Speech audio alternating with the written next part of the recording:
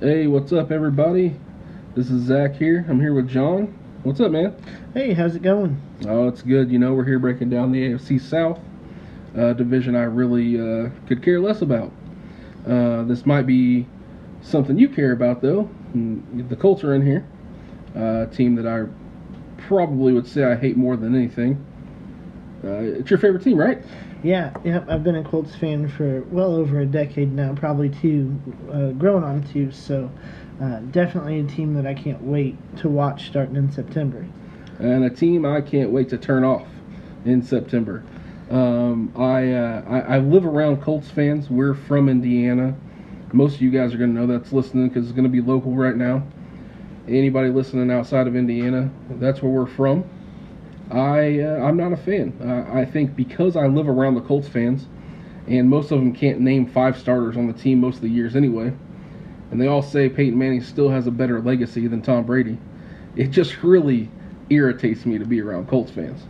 Well, luckily today, we're not going to get into that topic. We've got something better. We're going to break down each of the 4 teams in the AFC South, tell you what stood out to us in their offseason, and then make some predictions on how they're going to do in the upcoming 2019 season. Yeah, this is a total breakdown. We're going to give you our predictions for win-loss, off-season grades, some key departures, maybe some people that we think that are going to make an impact that they brought in, some free agents, some drafts, a little bit of everything.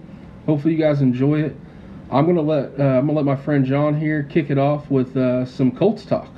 All right, so any of you Colts faithfuls out there remember last year the excitement, winning 9 games straight in a row to make the playoffs, beating the Titans in an almost playoff game atmosphere before the playoffs began, all the way through the Texans and into Kansas City where we felt that sting, that defeat out in the cold. So that you were there, said, right? You were there, weren't you? Yeah, yep. I was out in the cold, feeling the sting of Literally. that game. Yeah, it was a fun game. Fun to go to Arrowhead and visit. That's the only opposing stadium I've ever been to, so it was a great time.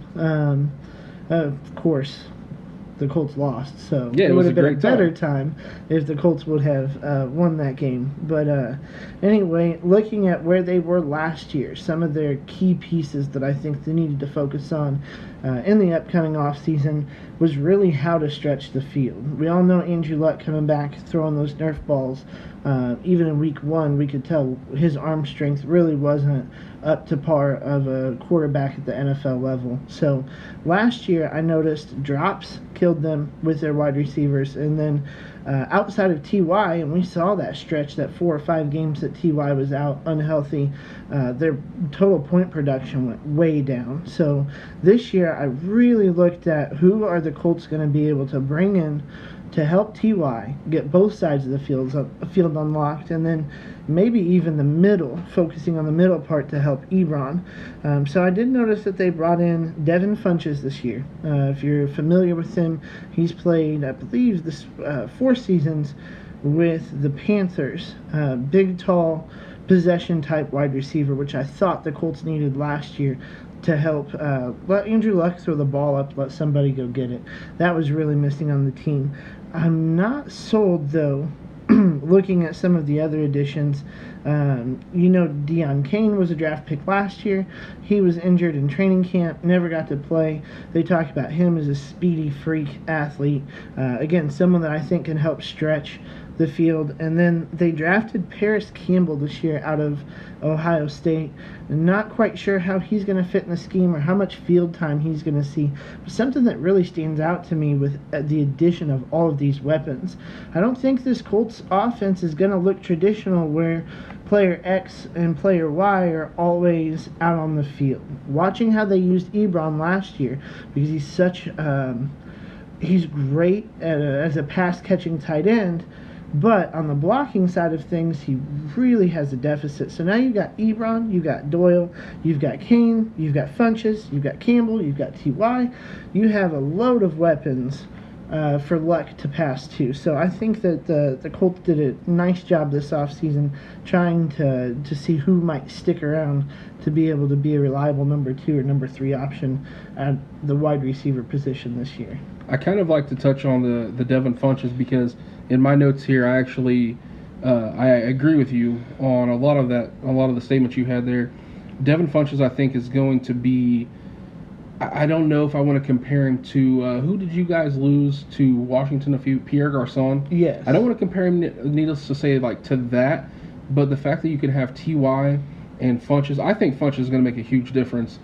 I also think around the league and some people I've talked to, Funches, people are kind of giving up on him. It's like he's underperformed, and could that be Cam isn't the typical quarterback who likes to throw the ball?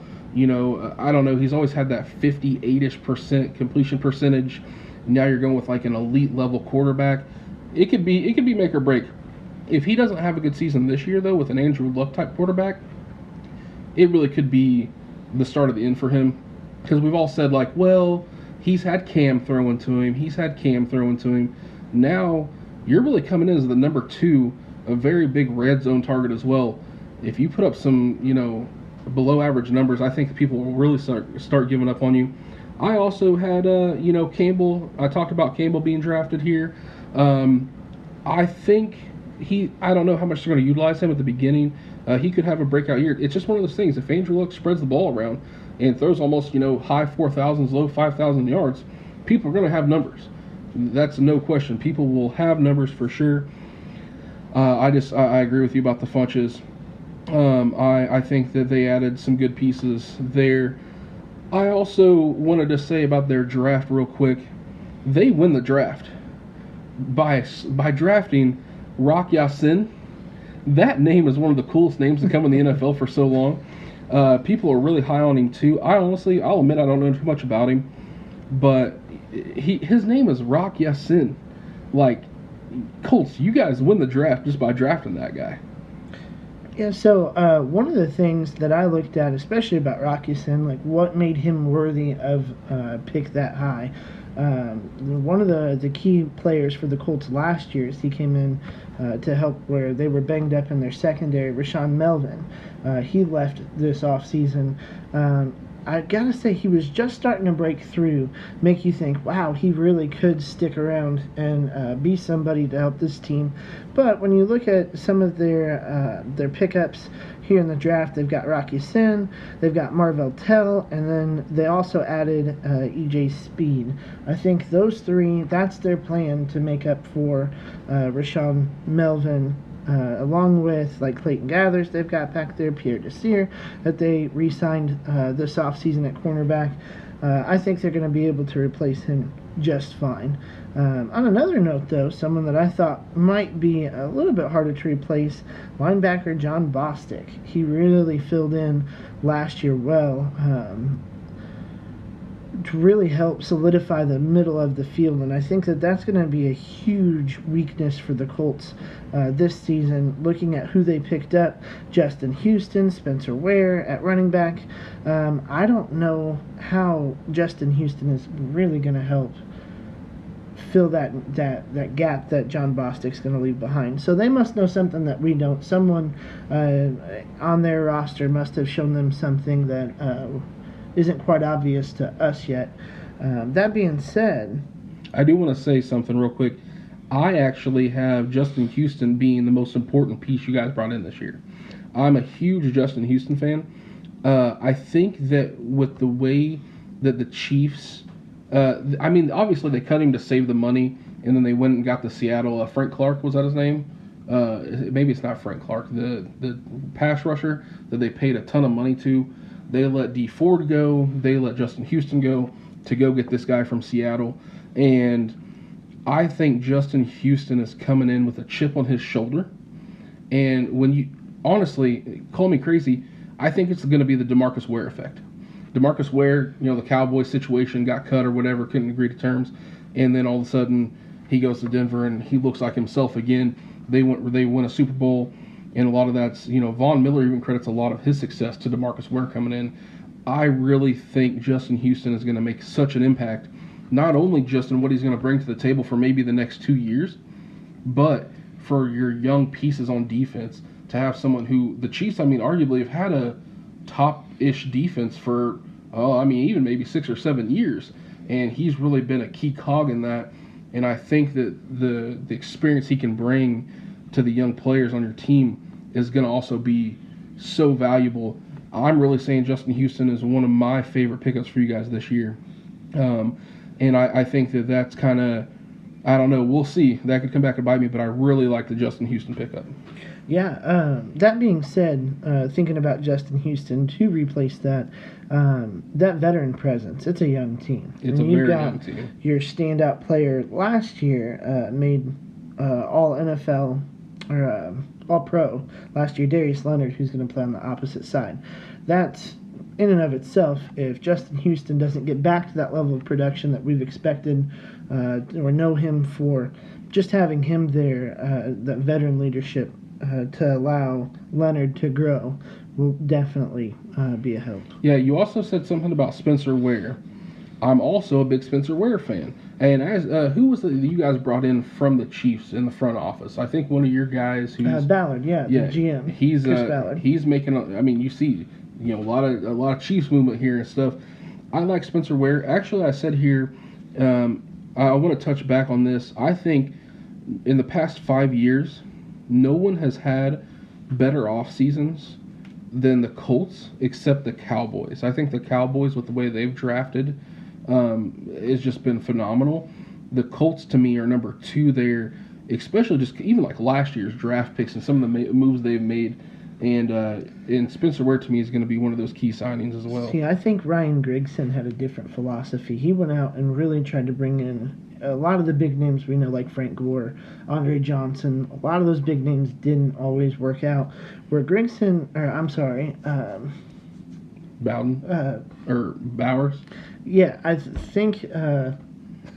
think he wants maybe more to build his team up in the draft, and he talks all the time about high character guys. Yeah. So you think about Spencer Ware and Justin Houston. Their job is to come in and give some validity to some young players and really help them grow. When you look at that running back position for the Colts with Marlon Mack and Nyheim Hines, Mack started really well in the league and had a pretty devastating injury and came back from that last year.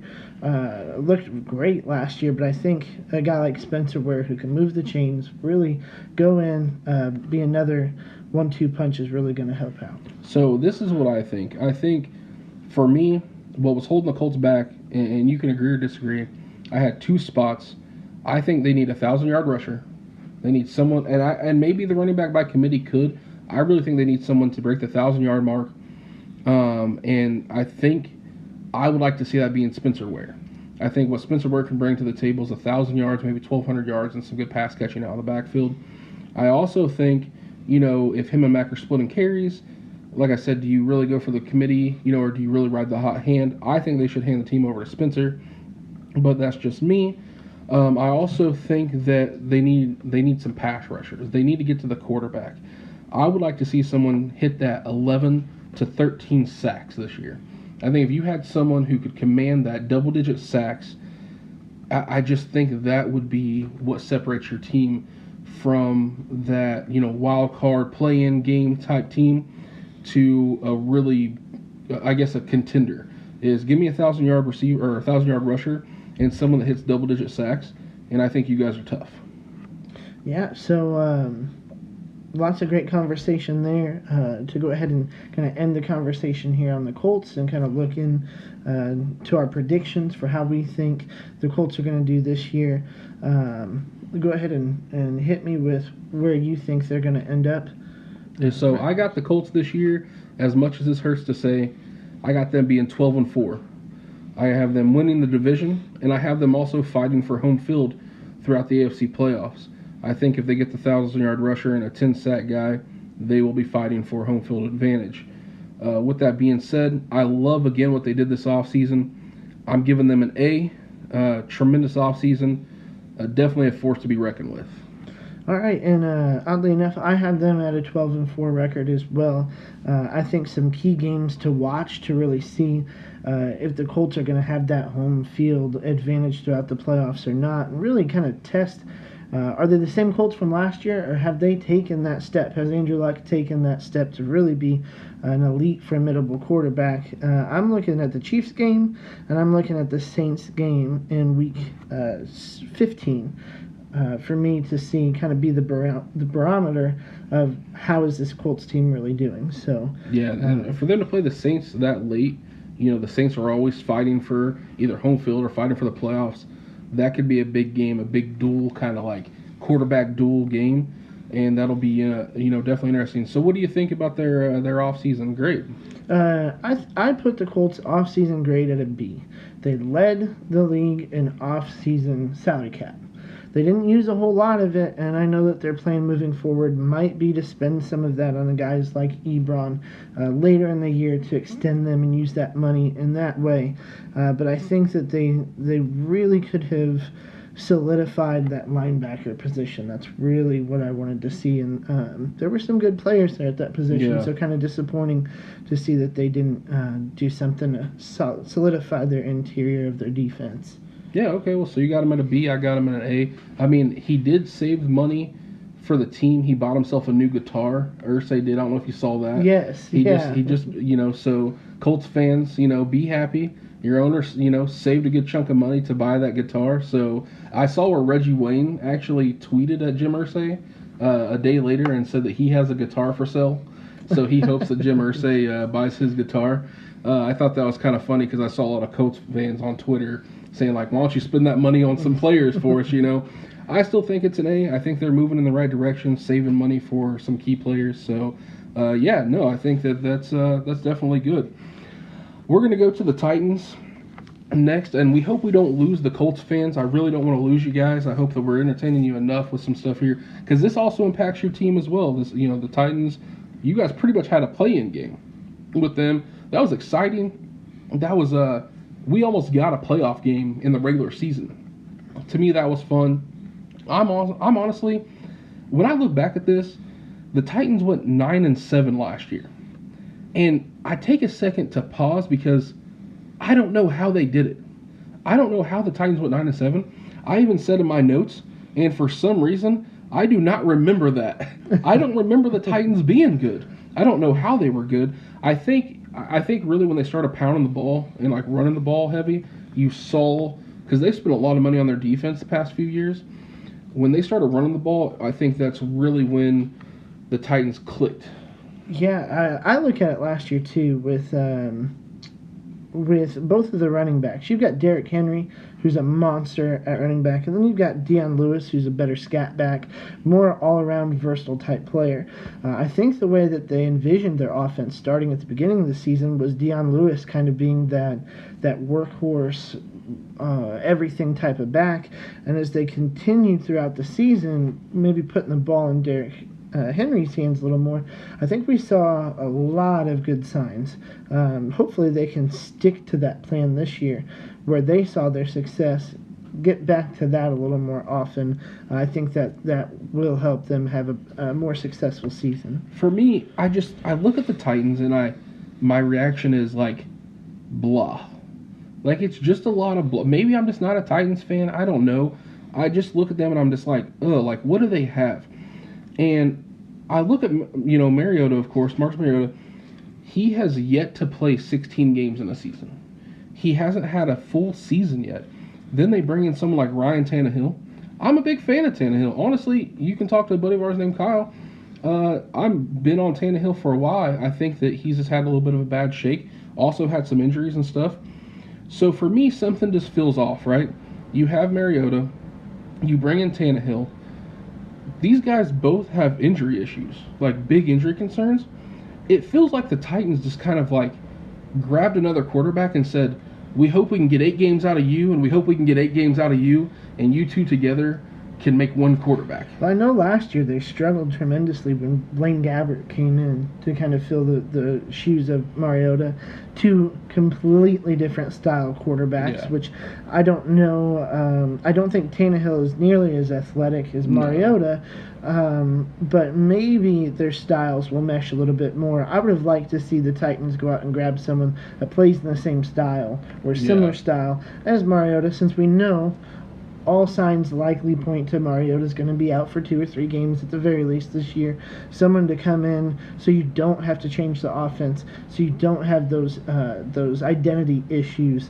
Tannehill definitely is a valuable backup quarterback. I think he definitely is. I mean, he was just a starter. I mean, he was just a starter, and you know, for him to go be a backup, it feels almost like, to me, this may be Mariota's last year.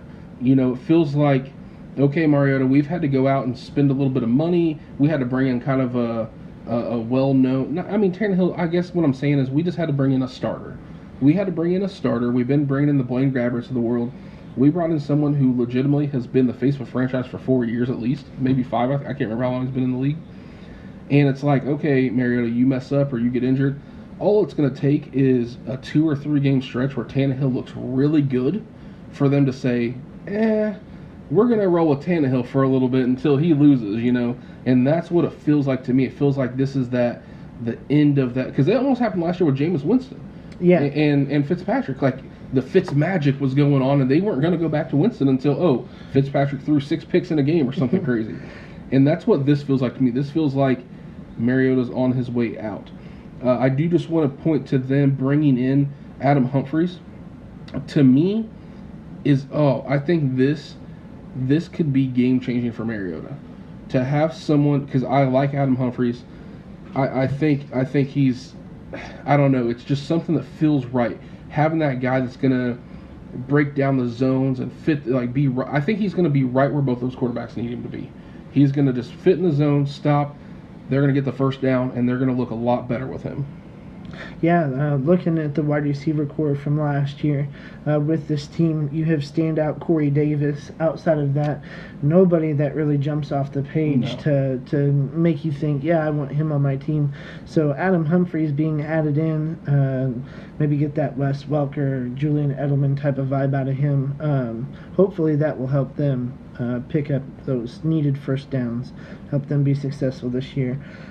Something worth talking about for a loss is Luke Stocker. You know, everyone knows Delaney Walker, tight end there, great. But again, when we think about these Titans, the thing that comes up is injuries. Delaney Walker's been injured the last 2 seasons now, been unable to complete both of those seasons. So Luke Stocker is someone that you had solidified there. He'd been there. He knows your system. He knows your guys. Kind of sad to see that they let him go. But when you look at the free agents that they picked up, a couple no-name guys that they to use to... It's no-name. You're right. You said it right there. It's no-name guys. I feel like they brought in Adam Humphries. He's going to come in, like you said, be the Wes Welker type. They really didn't do anything else. I'm looking at my notes, and it's like, okay, the draft, not awful, not great. Guess what? Their first-round pick already tore his ACL. He's out for the year. Well, guess what that sounds like? Sounds like a Titans player to me. You know, it's like it can't be counted against them. I'm not going to count their first-round pick tearing his ACL against their offseason grade because that's not fair. But what I will do is I'll say they were too complacent. They were 9-7 in 1 game out of the playoffs, sure. But I don't know how you were even in the conversation. So for me, you don't need to grow. You need to go and expand. It feels like they think that they're good enough to just grow with this team, and I feel like they needed more. And that's what kind of leads me to them having a C-. I'm going with a C- in off-season grade because a few small changes here and there is okay. But when you don't, I feel like when you're 1 game out of the playoffs, you go hard. Like, go get that guy you really need. And it just, Tannehill, Humphries, Cameron Wake, those are 3 good pickups, but are they game-changing? I don't think so. Not when you see what the Colts are doing, and the Texans are still always going to get better with Watson and stuff. Like I said, I give them a C minus. I also have them going 4-12 this year. I really think reality hits this team hard. I think the Texans and the Colts are serious in this division. The Jags, we know they have talent. I think this is the year the Titans get smacked by reality. Thanos comes in with the reality stone, and this team finishes 4-12. All right, so I had them going 5-11 this year. I gave them a grade overall as a C. C standing for complacent. They just stayed steadily as they go, not really doing anything to answer a lot of the questions for Titans fans. Just again staying right in that status quo. I think Mike Vrabel maybe has a little bit of Bill Belichick. We'll let some of these guys go. We'll get fancy with it. I just don't think he knows that he's not Bill Belichick yet. So we'll see if he can get that figured out. Hey, you know what? And if they are a 10-win team, and he does have that, and they surprise me again, and I don't even know how they win, then maybe I need to change the way I think. But Titans, this is a challenge to you guys because obviously we both think you guys. I gave a C minus. You gave a C. 4-12, 5-11 there. That's about the same. We really don't believe in you guys. Win 10 games, heck, even win 9 again, and you're proving me wrong. So I say beat the Colts. The Colts have come in your territory, 11 straight wins over the Titans. Wow. 11 straight. So let's see if start there. Start by beating your division rival. You do that, and you could really maybe make some noise, I guess. But I'm not putting my money on it. So, the Titans are, to me, not very exciting. We are moving to one of the teams I do think I would consider a very exciting team. The Texans. I love talking about the Texans. I love a lot of the Texans players. DeAndre Hopkins, I've been saying for 4 years, you are the best receiver in the league. I'm still saying it. I think he's the best receiver with what he's worked with in his career. Always getting double teamed. The dude has crazy hands.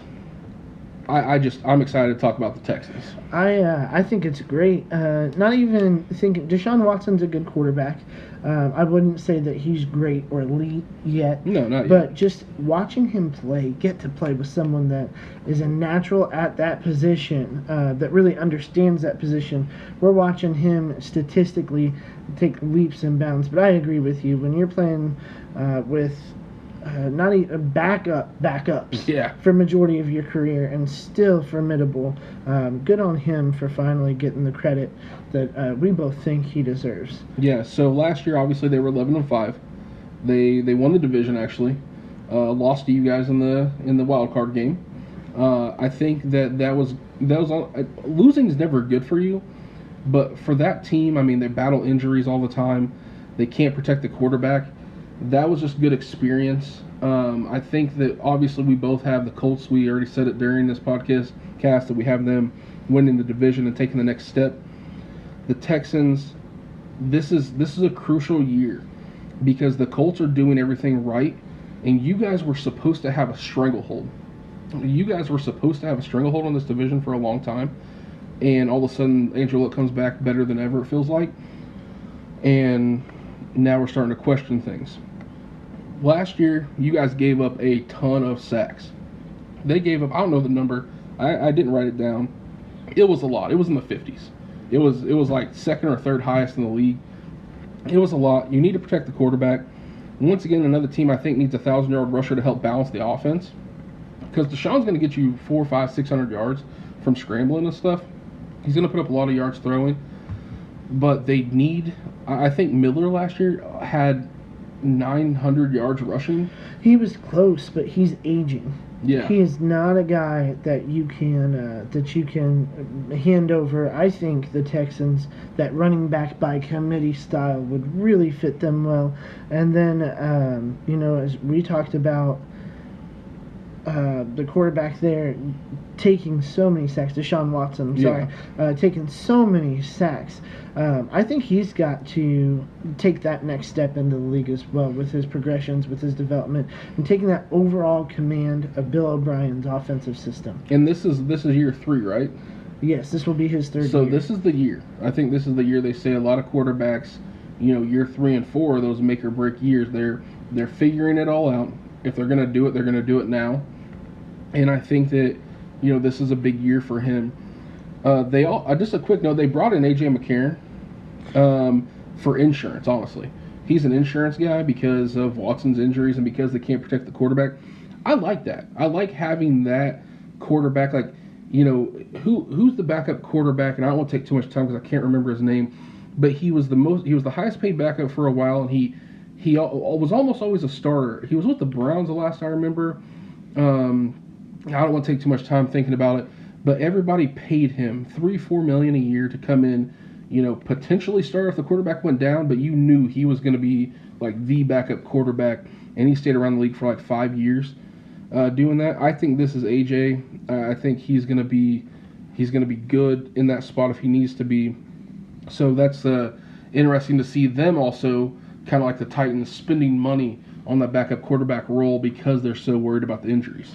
Yeah, with that moving forward, you talked about A.J. McCarron. I noticed they lost Tyrann Mathieu this year and Kareem Jackson, both at safety, but they did pick up Deshaun Gibson, and I think that was a huge add for them. Tyrann Mathieu, we all know the Honey Badger, we know the name. As far as his production during his time there in Houston, I'd think a little lackluster. Yeah, maybe not as good as the reputation or what we saw from him in Arizona. Kareem Jackson, though, Deshaun Gibson, I would give the edge to Deshaun Gibson.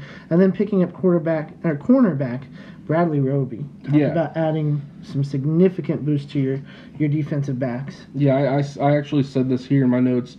They added some key pieces in the secondary. I think letting Honey Badger go is fine. The names there, like you said, he just didn't produce. It felt like something just felt off with him there. I don't know if he was battling injuries or something. For me, it's the offensive line. That's the key. For me, it's 100% the offensive line. And as you know, if you've looked, they spent some resources in the draft. They spent some resources in free agency. My concern is, and maybe you know this, I'll default to you because I'm actually more of a basketball guy. How long does it take for an offensive line to come together? They have to be on the. I feel like because they're one unit. If there's a wrinkle in the armor, it really affects them all. How long does it actually take for so many new offensive linemen to come together and play well? I think it all depends on the leadership there at that position. And when I look at Houston and their track record of giving up a lot of sacks, it's not there. And I don't think it's something that you can add with one draft pick, although Quentin Nelson last year with the Colts, he went viral for his screaming tackle downfield. It can sometimes be found in one guy, and so their offensive tackle, Titus Hayward, that they picked up this year, I think they're hoping for him to be that guy, either that or Max Scherping. They actually said, I was reading something, and sorry for not really knowing, Max, that guy, I think they took him second or third round. Third round, yeah. They said they actually think he's going to be a better fit right away than Howard. They said Howard is kind of raw and has the more upside, but Max is the guy that's ready to roll. Very versatile, yeah. That's reading the notes on him coming out of, I believe it was Iowa or Illinois. A very versatile player. Seems to be able to have the athleticism to handle any of those crucial offensive line positions. So probably a guy that we get to see this year. Yeah. If someone goes down with injuries or just looking to see who knows? Maybe if he has a good preseason, because they really need to protect Watson. I mean that's the thing. The front office knew they needed to protect Watson, and they went out in the first 3 picks. They get a lineman.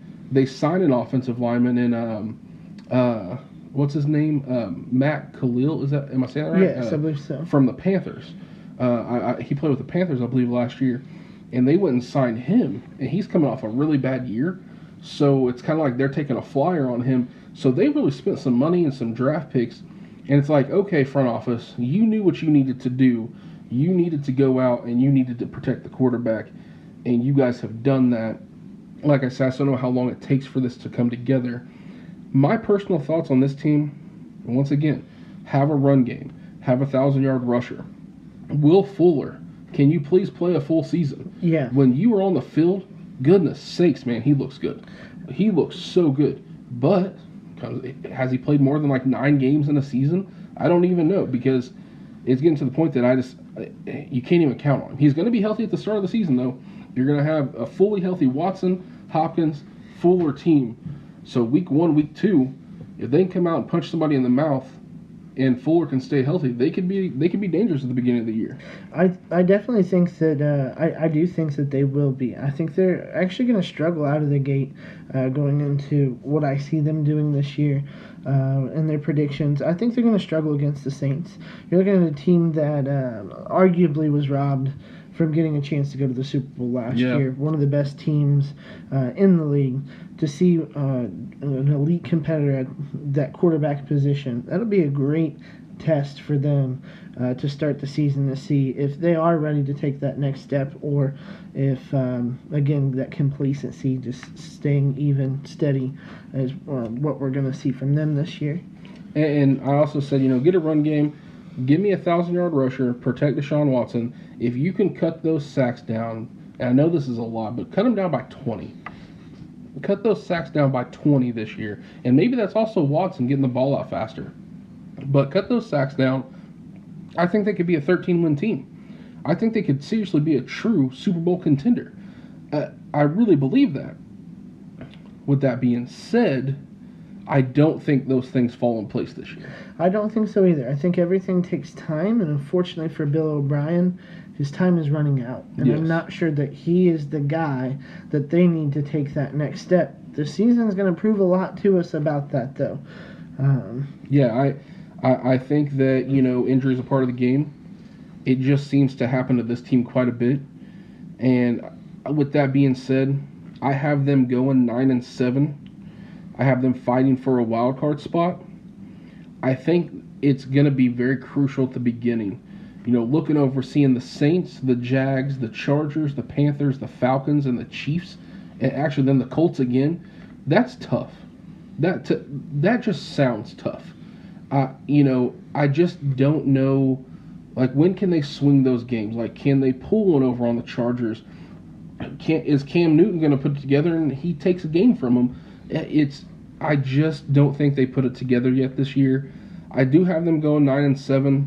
It's a little step down, but I think they made the right moves. They're going to be younger on the offensive line. They've added some pieces. 9-7, fighting for a wild card spot. I think it's going to take a couple years to get together. So I'm giving them a B on the offseason grade. I like what they're doing. I like they said, hey, Watson, we're going to try to protect you. Here we go. I just think it's going to take a couple years. I give them a B, finishing 9-7. I gave him a B as well. A lot of their departures they did not overpay for. They brought in some other people with a more fair contract. I liked that. I did like their draft. I like the direction that they're trending there with offensive line. So I gave them a B as well. Looking at their season, I think they're going to go 10-6. I think they're going to struggle with a lot of the elite teams, but they're going to find a way to put away the average or maybe slightly above average teams this year. It's all just whether Deshaun Watson can take that next step as a quarterback. If he can figure out that offense, they can run the ball with efficiency, and then Will Fuller can stay healthy. I think, ceiling, I wouldn't say 13 game would be out of the question for them. Right now, I've got them at 10. Yeah, nice. Well, so, obviously they're a team I really like. You kind of heard the passion there a little bit. I like the Texans a lot.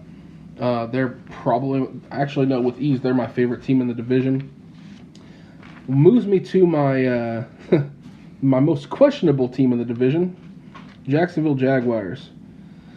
I would say most disappointing team from last year, correct? Like you would easily say that easily the most disappointing team from last year. Oh yeah, especially as you're watching the beginning of that season, it looks like there's some promise there that they could still be formidable back in that AFC Championship game, beating the Patriots in the style in which they did it. It really made you feel like that's a team we can believe in, and it was quite a letdown of a season. Yeah, I saw at the beginning of the year last year, so many analysts and so many people on ESPN picking Jacksonville to go to the Super Bowl. They were saying, it's all about quarterback play. It's all about quarterback play.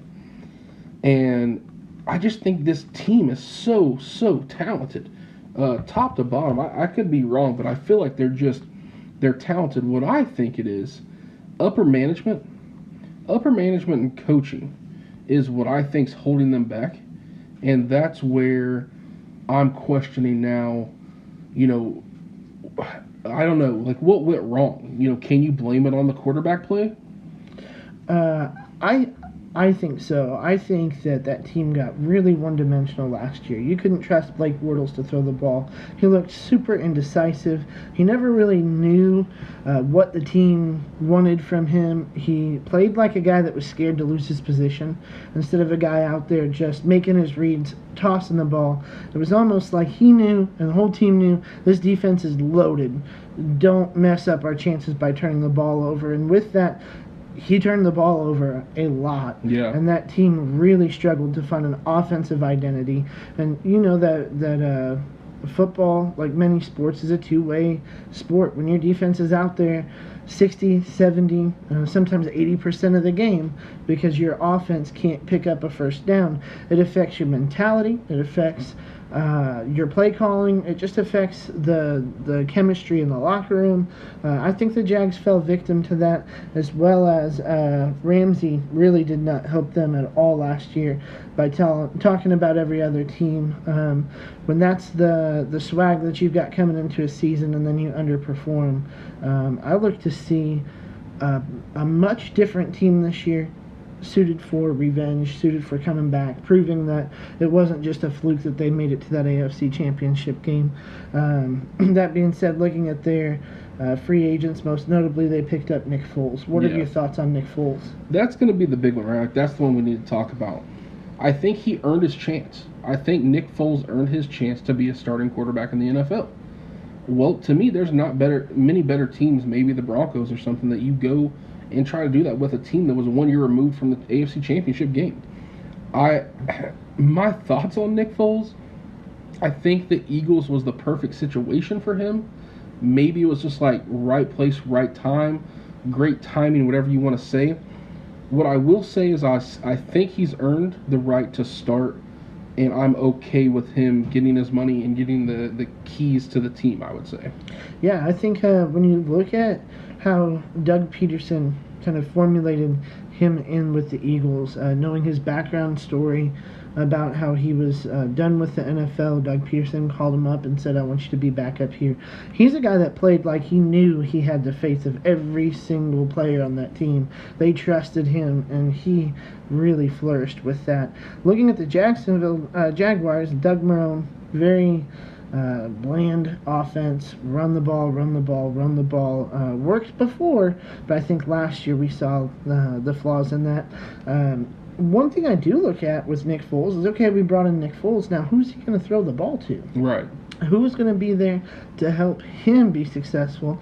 Not that Philly had a lot of huge stars or huge names, but definitely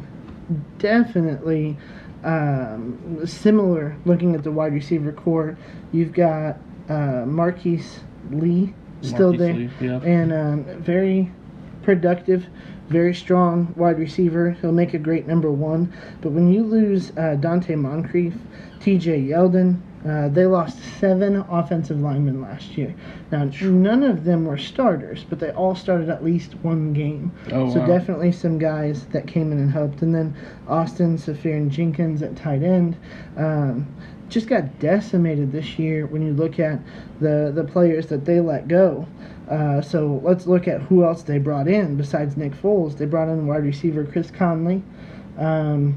I don't think that that's a guy that you can plug in and say, okay, that's really going to help Nick Foles. There's really nobody else. Jeff Swain. Okay, so he played with the Cowboys and got injured last year. He was there for 2 years. Started off the season well, but not a standout like, oh, this is Right. Jason Witten's replacement. That's why they let him go in free agency this year. So I'm looking at the offensive side of the ball, and it almost seems like the Jags just said, it didn't work last season. We'll just try that again with a different quarterback.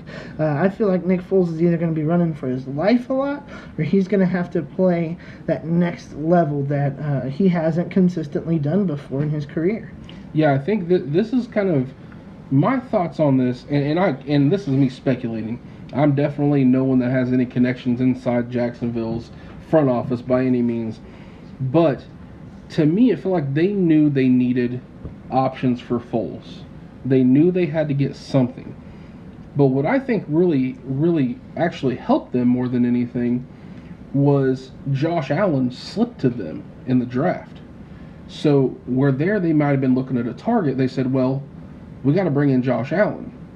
And then, in my opinion, Jawan Taylor slips to them again, who was a first-round talent, slips to them, and they're like, well, we definitely need offensive linemen. How about, as you just said, I didn't know that's crazy, 7 offensive linemen. That's insane. So when you have someone like Taylor slipping to them, they kind of had to pick him there as almost a must. I almost wonder, were they looking at some help there on the offense with those picks? But then they just did what, in my opinion, the smart thing is take the best player available because you have some holes. What it felt like to me is they then said, well, we know we need some receiving, but we're going to do it from the tight end position. And it felt like they went out, added some weapons, and from the tight end, I don't know, it feels that way. Everyone knows everybody knows they need wide receiver help. Yeah, and Terrell Pryor's on their roster as well. You may remember him as the Ohio State quarterback. I can't say that he's a disappointment, but I still don't think that's the type of caliber guy that you need. Also looking through their roster, these running backs. Of course, they've got Leonard Fournette. They signed Benny Cunningham, who was a backup for Los Angeles, or the Rams. Alfred Blue, who Texans fans will know, and then Thomas Rawls, if you paid attention at all, in Seattle. So it definitely tells me that Doug Marrone does not believe that you've got to be able to pass the ball to win. It looks like he's loading up at running back, and he's saying, we're going to run the ball first, rely on our defense to really carry this thing for us and see how far that goes. And then you've got a guy like Nick Foles, who's proven in clutch times, hey, he can get it done. So that recipe, we've seen the Giants win a couple Super Bowls with a recipe like that. We'll see how that does for them this season. Go ahead, man. Yeah, sorry. We'll see. Go ahead. If you're leading into this season, what do you think about them this season? So I put them at 2-14. Woo! There's not a whole lot that I trust about this team. I think when you look at 2-14, you got them probably with the first pick in the draft next year. Yes, I think that they're going to be one of the absolute worst. When I look at Nick Foles as a starter, he's not been a winner anywhere else. And I think what you've got here with Calais Campbell, Marcel Darius, Miles Jack, Telvin Smith, AJ Boye, Jalen Ramsey. These are a lot of alpha dogs. And I think one of the big issues that this team had last year that they're going to fall victim to again this year on the defensive side is everyone wants to be that go-to guy, that captain, the money guy, I want to get me paid type athlete. So I do not see them winning a lot of games this year. I feel bad for Nick Foles. I like the guy. I'm rooting for the guy. Hopefully he can prove me wrong. But I just don't see where they're going to get a upgrade from last year. I gave them a D this offseason. I don't think they did anything to address their weaknesses. They just continued to compile good names or good draft picks for places that were already their strengths. So for me, I think doing this podcast, and we didn't talk about our win-losses and our our offseason grades much coming into this, but our last 3 teams have really been about the same. We've really had the same kind of thought. I can't say I'm too far off. Well, no, I can. I'm pretty far off from that. 2 wins, it feels like they have too much talent. I mean, I'm saying they have too much talent to have 2 wins next year. I think this team should be contending for a Super Bowl. I really do. I think they had a great draft. I think they really had a great draft. I think that they had some needs, but they went with best available, which not always a bad thing when you can just get talent on your team. I think they had needs. They didn't fill them. And then I think they went all in with Nick Foles. So I'm giving them actually an A- for this offseason because I like the fact that they still took the talent that's there instead of reaching on maybe a receiver or this and that or overpaying a receiver out there. I think that they said we're gonna like rely on the run. We have Leonard Fournette. We just want Nick Foles to not lose us any games. Make a clutch, 4th and 7 pass if he needs to. And, I really think that they did some things there that I'm impressed with. I give them an A-. I think they're going to finish 7-9. I think that they're going to put it together towards the end of the season, I think. But it's going to be one of those a little too late. The talent's there. All the names you just named on defense, goodness sakes, teams would kill to have just 2 of those guys, let alone all 6 of them. Very talented, yes. I think that you're going to see them try to control the clock and ask Nick Foles to just not turn the ball over. Now, I think that leadership in the locker room, maybe the alpha dog thing you're talking about, the front office and the coaching is, to me, what holds them back. I don't think they're not gonna be able to rein these guys in. We're gonna see the Leonard Fournette's laughing on the sideline and fighting people and stuff because I don't think anybody's there to rein them in. Yeah, I don't believe in Doug Marrone. I don't think a former offensive line coach can come into the NFL and change this. And from what I've seen with Doug Marrone, he does not make me feel any differently about that. I think this is his last year, and then we're going to see this Jags team reach the potential that we know is there. So I said A- offseason grade, 7-9. I will say this. To me, this is maybe one of only maybe 2 or 3 teams in the NFL that could seriously be anywhere from 4 wins to 13 wins. I truly believe that. If they put everything together, and it just clicked, they would be a 13-win team. But if they don't, they could be a 4-win team. And I guess you could say that about like any team, right? Like you can say like, oh, that's just any team in the NFL. Like, no, this feels real. Like this feels like the talent to be a 13-win team or the disaster to be a 4-win team. I'm going to put them somewhere in the middle. I'm going to give them a 7-9. With that being said, that's kind of the wrap up there for the AFC South. I hope anybody that's listening, if you made it this far, if you're skipping through, give us a chance. We're really starting off bare bones here. No headsets. We're just doing this for fun. We're 2 dudes who like to talk sports. We love people's input. We love trolls too. If you guys want to troll on our stuff and tell us how bad we were, we can take it. Like we can handle it. But more than anything, give us good feedback. What did we do wrong? What can we do better? Did you like this? Did you like that? Let us know because we're going to do this, heck, even if it's just for us hanging out and having fun. But if you guys listen, we would like to hear some input. You got anything to say for the end of it? No, yeah, if you made it this far, thanks for listening. Really enjoy this talk, really enjoy digging in. Can't wait to see, we're about 9-10 weeks out from season opener.